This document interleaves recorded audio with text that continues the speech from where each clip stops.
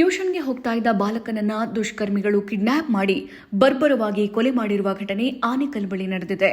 13 ವರ್ಷದ ನಿಶ್ಚಿತ್ ಹತ್ಯೆಯಾದ ಬಾಲಕ ಎಂದು ಗುರುತಿಸಲಾಗಿದೆ. ಬುಧವಾರ ರಾತ್ರಿ ಅರಕೆರೆ ಶಾಂತಿನಿಕೇತನ ಬಡಾವಣೆ ಬಳಿ ಟ್ಯೂಷನ್ನಿಂದ ಬರ್ತಾ ಇದ್ದ ಬಾಲಕನನ್ನ ದುಷ್ಕರ್ಮಿಗಳು ಅಪಹರಿಸಿದ್ರು. ಬಾಲಕನ ತಂದೆ ಪ್ರತಿಷ್ಠಿತ ಖಾಸಗಿ ಕಾಲೇಜಿನಲ್ಲಿ ಅಸಿಸ್ಟೆಂಟ್ ಪ್ರೊಫೆಸರ್ ಆಗಿದ್ದರಿಂದ ಕಿಡ್ನಾಪರ್ಸ್ ಕರೆ ಮಾಡಿ 5 ಲಕ್ಷ ರೂಪಾಯಿ ಹಣಕ್ಕೆ ಡಿಮ್ಯಾಂಡ್ ಮಾಡಿದ್ರು. ಕಿಡ್ನಾಪರ್ಸ್ ಕಡೆಯಿಂದ ಫೋನ್ ಬರ್ತಿದ್ದಂತೆ ಬಾಲಕನ ಪೋಷಕರು ಹುಳಿಮಾವು ಠಾಣೆಗೆ ದೂರು ಕೊಟ್ಟಿದ್ರು.